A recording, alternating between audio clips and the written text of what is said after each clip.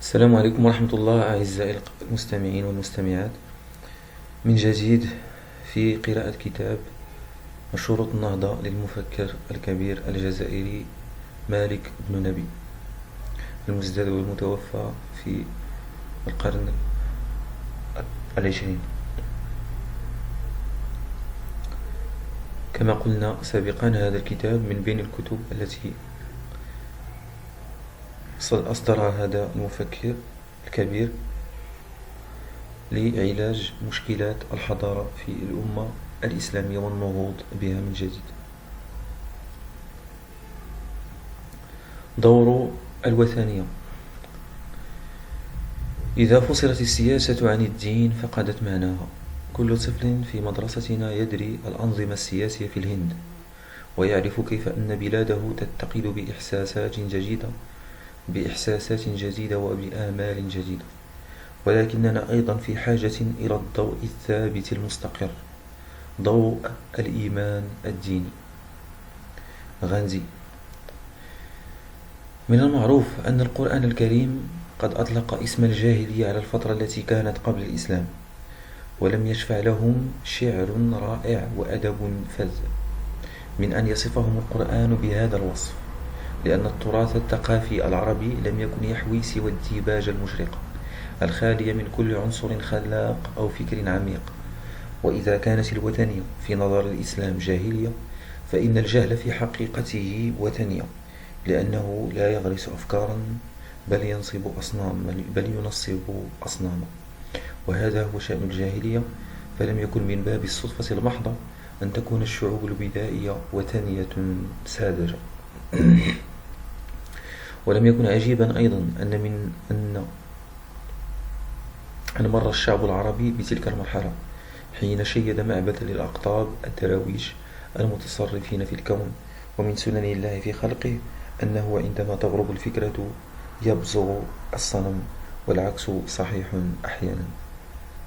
وهكذا كان شأن الجزائر، فإنها كانت عام 1925 على الرغم من إسلامها تدين بالوثنية التي قامت نصبها في الزوايا. هنالك كانت تذهب الأرواح الكاسدة لالتماس البركات ولاقتناء الحلول ذات الخوارق والمعجزات، غير أنه ما انسطع نور الفكرة الإصلاحية حتى تحطم ذلك المعبد، فخرت الأوثان مع أسف عماتنا وخالاتنا اللاتي أدهشنا ما رأينا. وبالفعل فقد خمدت نيران أهل الزردة الفتة، وزالت عن البلاد حمى الدراويش، وتخلصت منها الجماهير بعد أن ظلت طوال 5 قرون ترقص على دقات البنادير وتبتلع العقارب والمسامير مع الخرافات والأوهام. ولقد ذهبت بذهابهم تلك الجنة التي وعدها المريدون بلا كد ولا عمل، إلا ما يتلمسون من رضا الشيخ ودعواته، وحلت مكانها جنة الله التي وعدها المتقين العاملين. وهكذا أتيح للإصلاح أن يمسك مقاليد النهضة الجزائري، وأمكنه أن يبعث خلقا آخر بالروح الإسلامية التي تخلصت من كابوس الأوثان.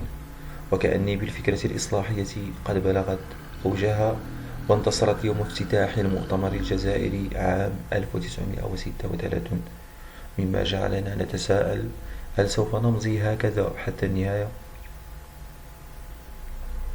لقد كان ذلك ممكنا لو لم يشعر العلماء المصلحون بكل أسف بمركب النقص إزاء قادة السياسة في ذلك العام، فمالؤوهم وسايروهم ظنا منهم أنهم سوف يذوذون عنهم نوائب الحكومة. ولقد كان ذلك ممكنا لو لم يكونوا على استعداد للعودة إلى فكرة الزوايا ذات الطابع السياسي والأصنام المزوقة بأسماء جديدة. لقد كانوا يستطيعون أن يبلغوا ذلك لو أن أوراق الحلول التي نبذها الشعب لم ترجع إليه باسم أوراق الانتخابات، ولو أن العقول التي كانت تصدق بالمعجزات الكاذبة لم تعد مرة أخرى تصدق بمعجزات صناديق الانتخابات، ولو أن الزردة التي كانت تقام في ساحة المشايخ لم تعقبها الزردة التي تقام في الميدان السياسي، والتي أصبحت تقدم فيها الأمة قربانها من حين إلى حين.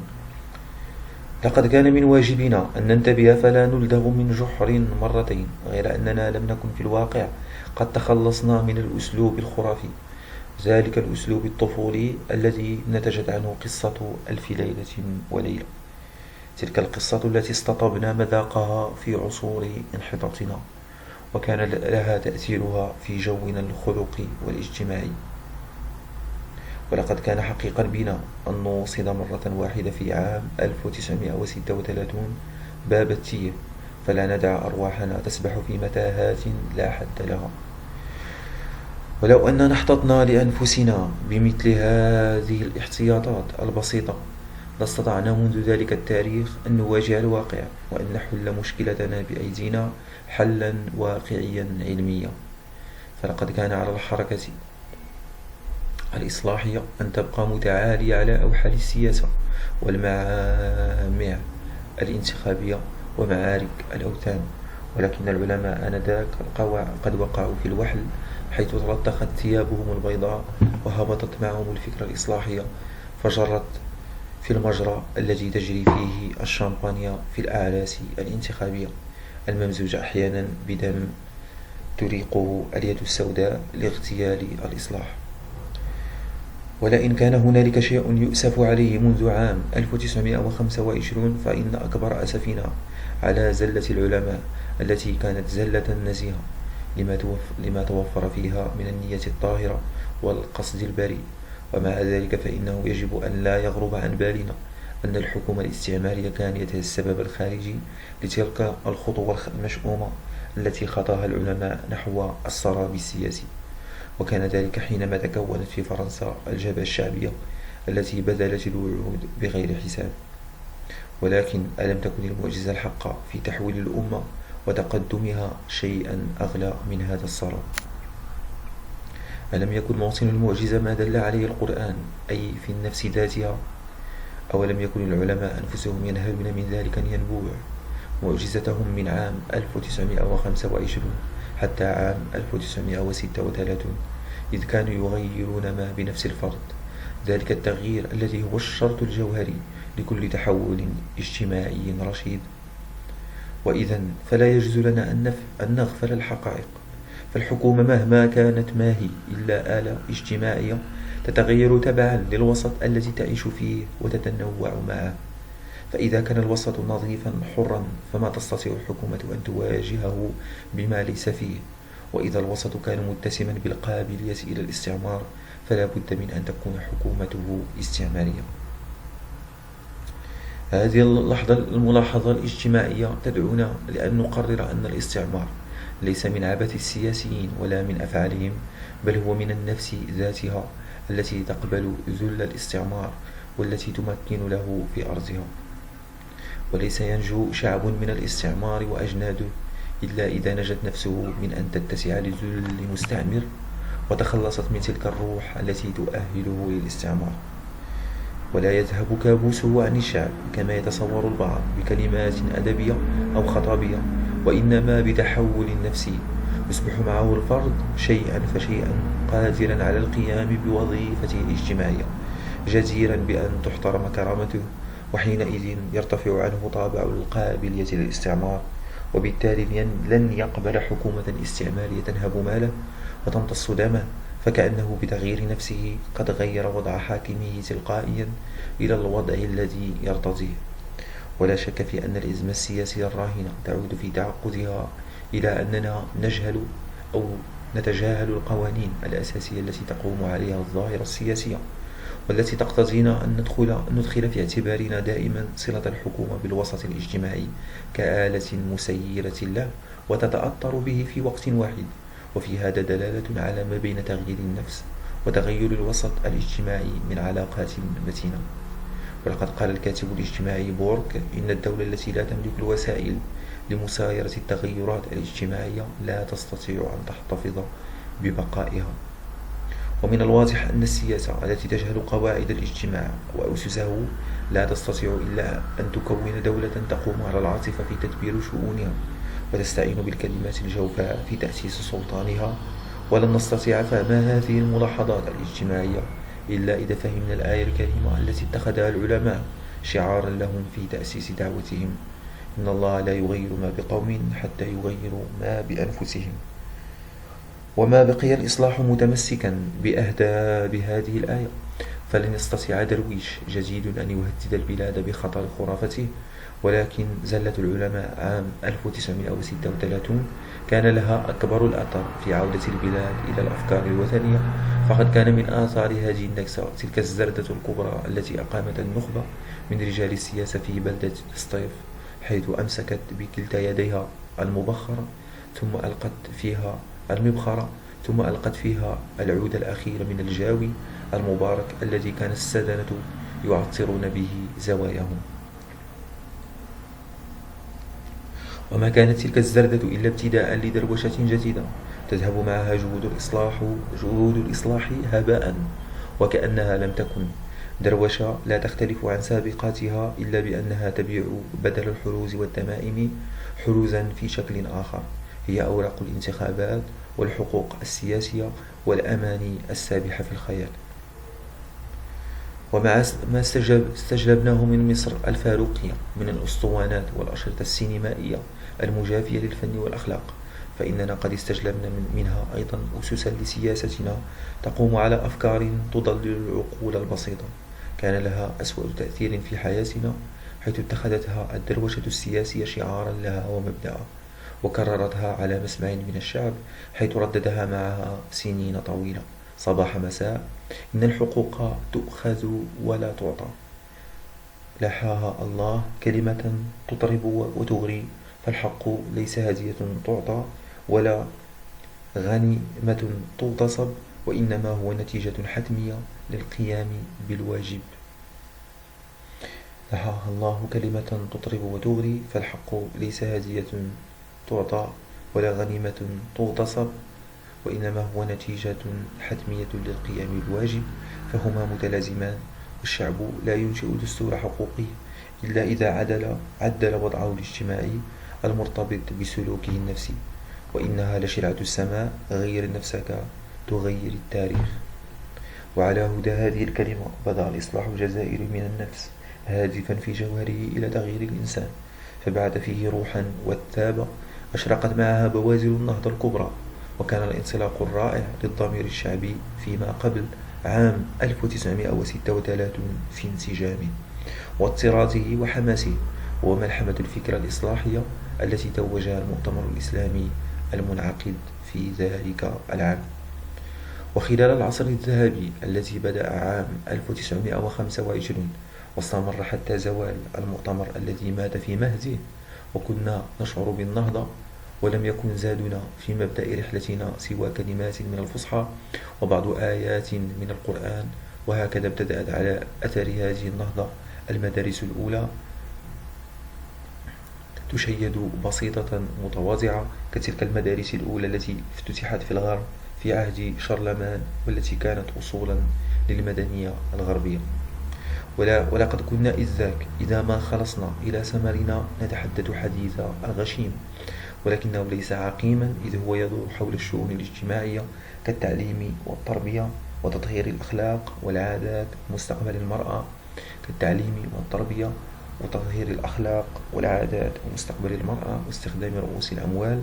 وكانت هذه الأحاديث ذات قيمة لأنها كانت بعيدة عن منطق الغوغاء وعن الرياء والذاتية وعن النزعات الانتخابية، فقد أصبحت لكل كلمة من هذه الكلمات قيمتها في الوسط الجزائري، ولكل سعي أثره وإن قل، إذ هو يساهم في بناء التقدم والنهضة تماما كما تساهم القشة الصغيرة في بناء عش الطير إبان الربيع. ولم يتخلف الأدب الجزائري عن الركب، فقد بدأ يصور تقدم البلاد في قصائد جدد فيها نشاطه بعد ركود طويل. كانت تلك القصائد تغني ربيع النهضة، أي ربيع الفكرة لا ربيع الصنم. وكنت ترى في كل مسجد أو مدرسة أو منزل حديث الإصلاح بين مؤيد ومنتقد، ولكن كلا الفريقين كان يتمتع باللسان العفو والسريرة النقية، إذ كانت المبادئ هدفهم من وراء اختلافهم، لا الأغراض الشخصية والوظائف السياسية. وكانت الأمة تقدم تضحياتها لبناء المدارس والمساجد من أجل البعث الفكري والبعث الروحي اللذين هما عماد كل حضارة في سيرها الحثيث. ولعلك تلاحظ كم يكون شاقا اليوم القيام بهذه التضحيات في بلاد فقيرة امتص المستعمر خيراتها، غير أن الشعب الذي آمن بالفكرة كان عزاؤه في جهده الشاق أنه سوف يحظى بالعاقبة الحميدة. لقد كان يعيش في جو من الحماس يتيح له أن يصنع المعجزات الاجتماعية من تغيير العوائد والأفكار والاتجاهات والأشياء. وكانت هذه الاستجابة لهذه التحولات بادية في تقاليد مدينة تيبسا مثلا، تلك المدينة التي بدت أعراسها وجنائزها أقرب إلى الكرامة والوقار مما لم تعرف قبل الإصلاح. وإنه لمن الواضح أن الشعب الذي بدأ يعود إلى وقاره ويستمسك بأسباب كرامته ويميل إلى التناسب والجمال في مظهره العام قد أعاد سيره في موكب التاريخ.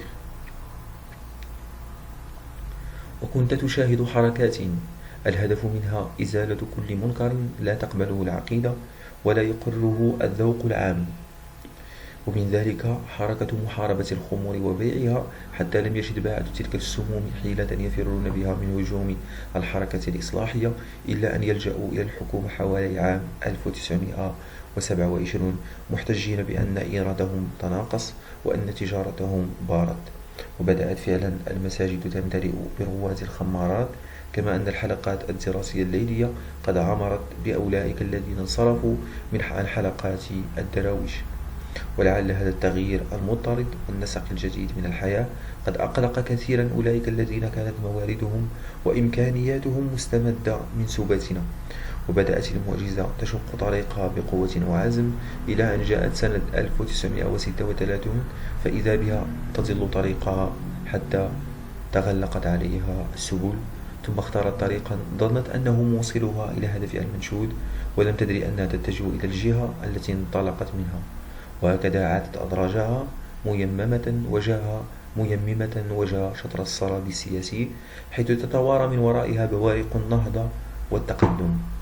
لقد أصبحنا لا نتكلم إلا عن حقوقنا المهضومة ونسينا الواجبات، ونسينا أن مشكلتنا ليست فيما نستحق من رغائب بل فيما يسودنا من عادات وما يراودون من أفكار، وفي تصوراتنا الاجتماعية بما فيها من قيم الجمال والأخلاق وما فيها أيضا من نقائص تعتري كل شعب نائم. وبدلا من أن تكون البلاد ورشة للعمل المثمر والقيام بالواجبات البائدة إلى الحياة، فإنها أصبحت منذ سنة 1936 سوقا للانتخابات، وصارت كل منضد في المقاهي منبرا يلقى من الخطب الانتخابية. فلكم شربنا في تلك الأيام الشاي، وكم سمعنا من الأسطوانات، وكم رددنا عبارة إننا نطالب بحقوقنا، تلك الحقوق الخلابة المغرية التي يستسهلها الناس فلا يعمدون إلى الطريق الأصعب، طريق الواجبات. وهكذا تحول الشعب إلى جماعة من المستمعين يصفقون لكل خطيب أو قطيع انتخابي يقاد إلى صنيع الاقتراع أو قافلة عمياء زاغت عن الطريق فذهبت حيث قادتها الصدف في طيار المرشحين. وفي هذا اختلاس أي اختلاس للعقول التي أشرفت على قطف ثمار نهضتها، فإن هذه العقول قد عادت إليها الوثنية، تلك الوثنية التي تلد الأصنام المتعاقبة المتطورة، كما تتطور الدودة الصغيرة إلى فراشة طائرة إذا ما صادفت جوا ملائمة. وهذا يعني أن البلاد لم تتحقق فيها النهضة المنشودة، وكل الذي كان هو أن أحداثا صدمتها صدمة عنيفة أيقظتها من نومها، ثم لم تلبث بعد أن زال أثر هذه الصدمة أن غالبها النعاس فعادت إلى النوم، وأمكنها في نومتها هذه أن تعود إلى أحلامها، غير أنها أحلام ذات موضوع آخر، إنها أحلام الانتخابات قامت على أطلال الزوايا المهدمة التي دمرها معول الإصلاح الأول. وهو يعني من ناحية أخرى أن أرواحنا لا تزال مكدسة في محيط الطلاسم والخيال، ذلك المحيط الذي لا يزال يحتفظ بها منذ أن سقطت الحضارة الإسلامية. وهكذا وجدنا أنفسنا بين أحضان الوثنية مرة أخرى. كان الإصلاح قد حطم الزوايا والقباب من دون الوثن، فقد توالت الفكرة عن العقول وحلت محلها الوثنية التي تتكلم اليوم وحدها، وهكذا وجدنا أنفسنا بين أحضان الوثنية مرة أخرى، كأن الإصلاح قد حطم الزوايا والقباب من دون الوثن، فقد توارت الفكرة عن العقول وحلت محلها الوثنية التي تتكلم اليوم وحدها، إذ نصب لها في كل سوق منبر كي يستمع الناس إليها تسلية لهم وإغفالا لواجباتهم وإبعادا لهم عن طريق التاريخ. لقد ورث الميكروب السياسي ميكروب الدروشة، فأصبح يفعل بالشعب ما كان سلفه يفعل، فبعد أن كان الشعب يقتني بالثمن الغالي البركات والحلوز، أصبح يقتني الأصوات والمقاعد الانتخابية ويسعى إليها في تعصب لا يفترق عن تعصبه الأول، دون أي ذوق عاقل ودون أي جهد لتغيير نفسه أو مجتمعه. وبعد أن آمن الشعب لأحد رجاله وزعمائه السياسيين بمعجزة الطيارة الخضراء، أصبح يؤمن بالعصا السحرية التي تحوله بضربة واحدة إلى شعب رشيد، مع ما به من جهل وما تنتابه من أمراض اجتماعية. وإننا لنتذكر بكل أسف مأدبة أقامها طلبة الجامعة في الأشهر الماضية، وتكلم فيها أحد الطلاب فقال: إننا نريد حقوقنا ولو مع جهلنا وعرينا ووسخنا. وإننا نتذكر بكل أسف مأدبة أقامها طلبة الجامعة في الأشهر الماضية، وتكلم فيها أحد الطلاب فقال: إننا نريد حقوقنا ولو مع جهلنا وعرينا ووسخنا. ولقد كانت هذه الكلمة موضع استحسان من جميع الحاضرين. ألا قدر الله الجهل الذي يلبسه أصحاب ثوب العلم، فإن هذا النوع أخطر على المجتمع من جهل العوام، لأن جهل العوام بين ظاهر يسهل علاجه، أما الأول فهو متخف في غرور المتعلمين. ولقد بدأنا بالفعل في التقهقر والعودة إلى الظلام وبعثرة الجهود وتحطيم المساعي والإسراف في إمكانياتنا القليلة التي تتطلب منا صرفها فيما يفيد تقدمنا. وختاما، فإن الزردة التي أقامتها النخبة من رجال السياسة يوم الصيف كانت لصالح الاستعمار الذي تمكن على إثر تقهقرنا من قتل المؤتمر وتشتيت العلماء. وأصبحت الحركة الجزائرية منذ ذلك الحين لا ترأسها فكرة بل تقودها أوثان، وليس يهمنا هنا الشكل بل الموضوع. فليس الخطر من الانقياد إلى نوع من الدروشة، ولكن الخطر من الانقياد الأعمى إلى الدروشة ذاتها، وليس الخطر أيضا من اسم الصنم ولكن من سيطرة الوثنية. إن جوهر المسألة هو مشكلتنا العقلية، ونحن لازلنا نسير رؤوسنا في الأرض وأرجلنا في الهواء، وهذا القلب للأوضاع هو المظهر الجديد لمشكلة نهضتنا.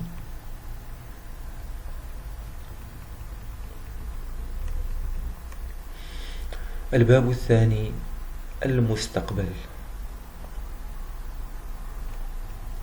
أنشودة رمزية. فلما عصى آدم ربه وغوى أنزله الله إلى الأرض منبوذا، ولم يكن له ما يستر به جسده إلا بعض أوراق من الشجر، ولم يكن له من زاد إلا الندامة التي كانت تعتصر قلبه وتنتهش ضميره. ولما وطئت قدماه الأرض سخرت الوحوش من ضعفه، وهزئت القوى الطبيعية من عريه وفقره، فأحس آدم بالجوع والبرد والخوف، ففر هاربا وآوى إلى غار مظلم. لقد بدأ هناك يفكر في فقره ووحدته في بيئة كل من فيها يعاديه وهو لا يعرف من أسرارها شيئا. نظر إلى السماء فرأى الطير يكتسحها، ونظر إلى البحر فرأى السمك يرتع فيه ويلعب، وتطلع إلى الأرض فإذا بالوحوش تصول في الغاب وتجول. فغبط آدم هذه الحيوانات كلها لما أوتيت من مأكل ومأوى، ولما أمنت من خوف، وازداد في قلبه الندم حتى ملك عليه نفسه. هنالك رفع يديه إلى السماء تضرع، فاستجابت له السماء قائلة: اذهب أيها الرجل، فإني أعطيتك عقلا ويدا وأعطيتك ترابا وزمانا. اذهب، فإن لك في الحياة أن تفعل ما يفعل الطير، فتحلق في الفضاء، وأن تغوص في اليم مثل الحوت، فتعبر المسافات الطويلة في البحار. حينئذ ارتدت إلى آدم نفسه، وتفتحت مغالق الحياة أمام عينيه، وإذا بشمسها تسطع على غاره المظلم وتوضئ له السبيل إلى مستقبله الساطع الخلاب. من التكديس إلى البناء. لقد ظل العالم الإسلامي خارج التاريخ دهرا طويلا كأن لم يكن له هدف. استسلم المريض للمرض فقد شعوره بالألم حتى كأنه يؤلف جزءا من كيانه. قبل ميلاد هذا القرن سمع من يذكره بمرضه ومن يحدثه عن العناية الإلهية التي استقرت على وسادته، فلم يلبث أن خرج من سباته العميق ولديه الشعور بالألم. وبهذه الصحوة الخافتة تبدأ بالنسبة للعالم الإسلامي حقبة تاريخية جديدة يطلق عليها النهضة. ولكن ما مدلول هذه الصحوة؟ إن من الواجب أن نضع نصب أعيننا على المرض بالمصطلح الطبي لكي تكون لدينا عنه فكرة سليمة، فإن الحديث عن المرض أو الشعور به لا يعني بداهة الدواء. ونقطة الانطلاق هي أن 50 عاما الماضية تفسر لنا الحالة الراهنة التي يوجد فيها العالم الإسلامي اليوم، والتي يمكن أن تفسر بطريقتين متعارضتين. فهي من ناحية النتيجة الموفقة للجهود المبذولة طوال نصف قرن من الزمان من أجل النهضة، وهي من ناحية أخرى النتيجة الخائبة لتطور استمر خلال هذه الحقبة دون أن تشترك الآراء في تحديد أهدافه أو اتجاهاته. ومن الممكن أن نفحص الآن سجلات هذه الحقبة، ففيها الكثير من الوثائق والدراسات ومقالات الصحف والمؤتمرات التي تتصل بموضوع النهضة. هذه الدراسات تعالج الاستعمار والجهل هنا، والفقر والبؤس هناك، وانعدام التنظيم واختلال الاقتصاد أو السياسة في مناسبة أخرى، ولكن ليس فيها تحليل منهجي للمرض، أعني دراسة مرضية للمجتمع الإسلامي، بحيث لا تدع مجالا للظن حول المرض الذي يتألم منه منذ قرون. ففي الوثائق نجد أن كل مصلح قد وصف الوضع الراهن تبعا لرأيه أو مزاجه أو مهنته. فرأي رجل سياسي كجمال الدين الأفغاني أن المشكلة السياسية تحل بوسائل سياسية، بينما قد رأى رجل دين كالشيخ محمد عبده أن المشكلة لا تحل إلا بإصلاح العقيدة والوعظ إلى آخره، على حين أن كل هذا التشخيص لا يتناول في الحقيقة المرض بل يتحدث عن أعراضه. وقد تجاهل هذا أنهم منذ 50 عاما لا يعالجون المرض وإنما يعالجون الأعراض، وقد كانت النتيجة قريبة من تلك التي يحصل عليها طبيب يواجه حالة مريض بالسل الجرثومي فلا يهتم بمكافحة الجراثيم، وإنما يهتم بهيجان الحمى عند المريض، والمريض نفسه يريد منذ 50 عاما أن يبرأ من آلام كثيرة، من الاستعمار، من الأمية، من الكساح العقلي، من إلى آخره. وهو لا يعرف حقيقة مرضه ولم يحاول أن يعرفه، بل كل ما في الأمر أنه شعر بألم فاشتد في الجري نحو الصيدلي. أي صيدلي يأخذ من آلاف الزجاجات ليواجه آلاف الآلام. وليس هناك في الواقع سوى طريقتين لوضع نهاية لهذه الحالة المرضية، فإما القضاء على المرض وإما إعدام المريض. ولنا أن نتساءل حينئذ: إذا ما كان المريض الذي دخل الصيدلية دون أن يدرك مرضه على وجه التحديد سيذهب بمحض الصدفة لكي يقضي على المرض أو يقضي على نفسه؟ هذا شأن العالم الإسلامي. إنه دخل إلى صيدلية الحضارة الغربية طالبا الشفاء، ولكن من أي مرض وبأي دواء؟ وبدهي أننا لا نعرف شيئا عن مدة علاج كهذا، ولكن الحالة التي تضطرد هكذا تحت أنظارنا منذ نصف قرن لها دلالة اجتماعية يجب أن تكون موضع تأمل وتحليل. وفي الوقت الذي نقوم فيه بهذا التحليل يمكننا أن نفهم المعنى الواقعي لتلك الحقبة التاريخية التي نحياها، ويمكننا أيضا أن نفهم التعديل الذي ينبغي أن يضاف إليها. فيجوز لنا أن نطلق على هذه الحقبة أنها بادرة حضارة، أو بلغة علم الإلهيات مرحلة إرهاص، وجه فيها العالم الإسلامي جهوده الاجتماعية هادفا إلى تحصيل حضارة. فقد قرر على هذا ضمنا أن اتجاه هذا يمثل بالتحديد علاج مرضه، ونحن لا يسعنا إلا أن نوافقه على هذا دون أن نفعل سوى تقرير الواقع، بيد أننا نريد هكذا أيضا أن نحدد المرض ضمنا، ثم ندع للسلطة المجال اللازم لها في حالة ما إذا المريض الذي لجأ إلى الصيدلية لكي يبرأ كما قلنا من مرض لا يعرف عنه شيئا محددا سيبرأ مصادفة بدواء يتعاطاه من القنائن. فالعالم الإسلامي يتعاطى هنا حبة ضد الجهل، ويأخذ هناك قرصا ضد الاستعمار، وهو في مكان قصي يتناول عقارا كي يشفى من الفقر، فهو يبني هنا مدرسة ويطالب هنالك باستقلاله، وينشئ في بقعة قاسية مصنعا. ولكن حين نبحث عن حالته عن كثب لن نلمح شبه البر أو الشفاء، أي أننا لن نجد حضارة. ومع ذلك فهناك جهود محمودة يمكن أن نلاحظ من خلالها السلبية النسبية لجهود العالم الإسلامي حين نقارنها بجهود اليابان مثلا منذ 50 عاما، أو جهود الصين منذ 10 سنوات. فهناك شيء من الغرابة في الحال التي نفحصها، مما يدفعنا إلى تفهم كيفية سيرها وآليتها. ومن أجل هذا يجب أن نعرف المقياس العام لعملية الحضارة ليلقي لنا ضوءا كاشفا على السلبية النسبية وانعدام الفاعلية في جهود المجتمع الإسلامي. إن المقياس العام في عملية الحضارة هو أن الحضارة هي التي تلد منتجاتها، وسيكون من السخرية حتما أن نعكس هذه القاعدة حين نريد أن نصنع حضارة من منتجاتها.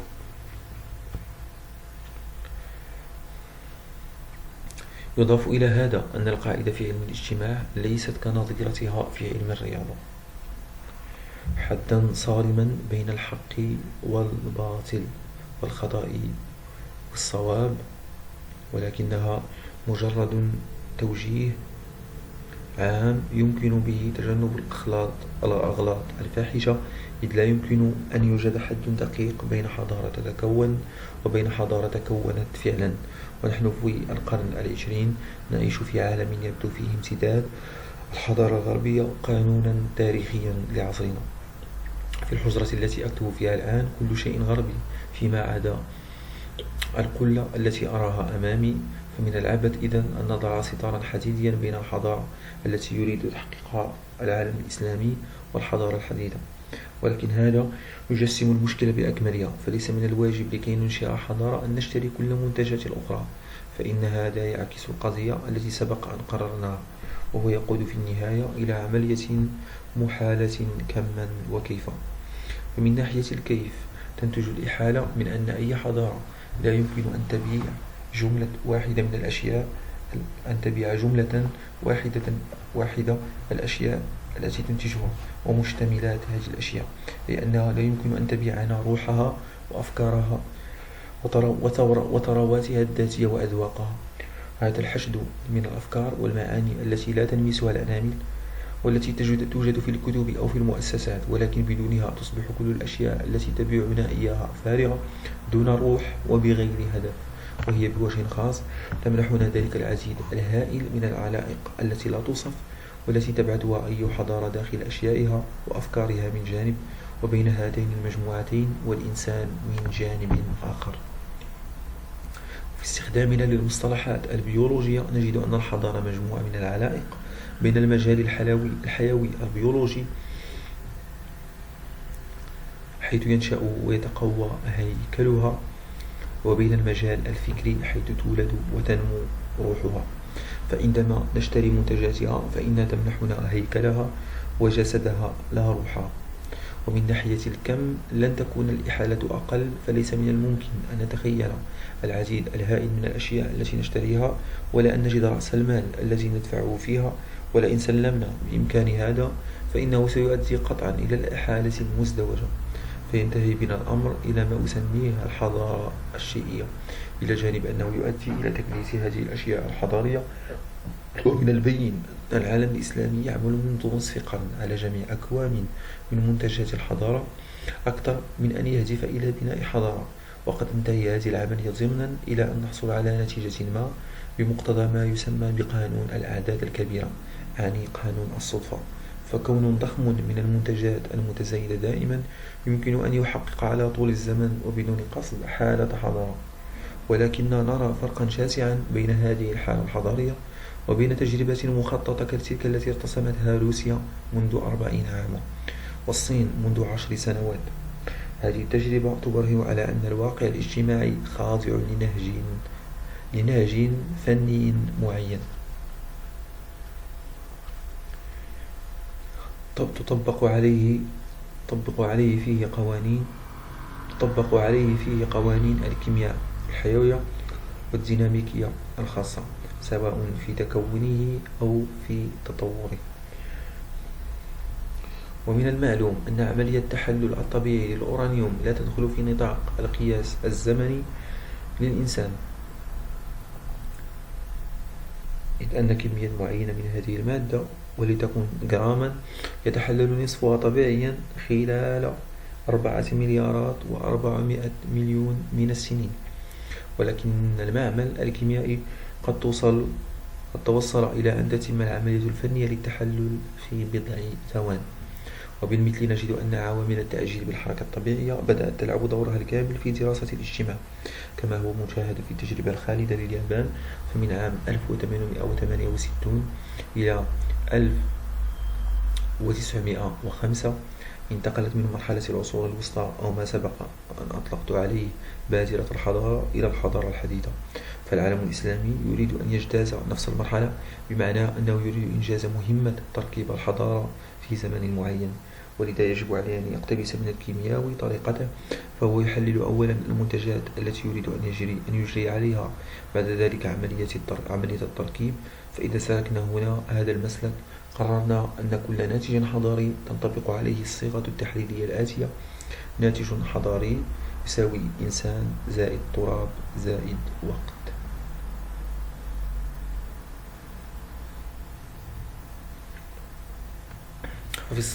ففي المصباح مثلا يوجد الإنسان خلف العملية العلمية والصناعية التي يعتبر المصباح ثمرتها، والتراب في عناصره من موصل وعازل، وهو يتدخل بعنصره الأول في نشأة الإنسان العضوية.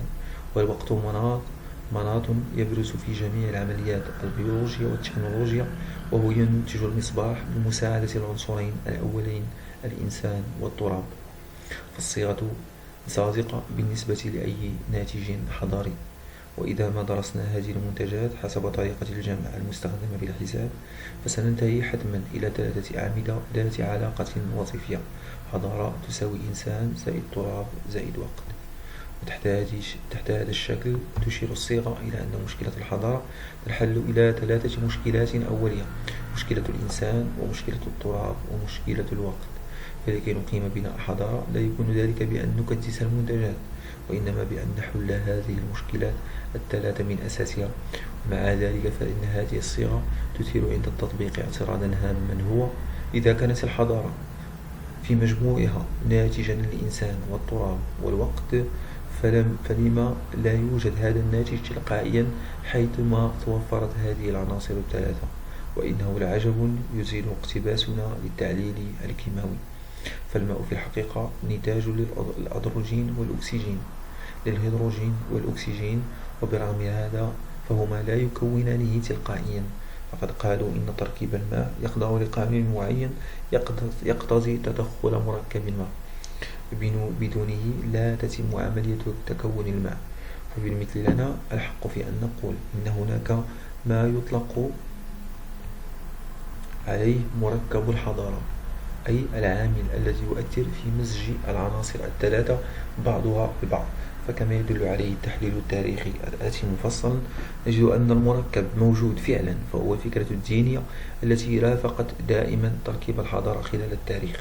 فإذا اتضح صدق هذه الاعتبارات عن التفاعل الكيميائي الحيوي وعن ديناميكية الواقع الاجتماعي، كان لنا أن نخطط بطريقة ما مجال تطوره كالطراز المادي نعرف قانونه، وفي الوقت نفسه يسمح لنا ذلك بالقضاء على بعض الأخطاء التي يشيعها ما يطلق عليه أدب الكفاح في العالم الإسلامي، حيث يزكي ضمنا الاتجاه نحو التكديس.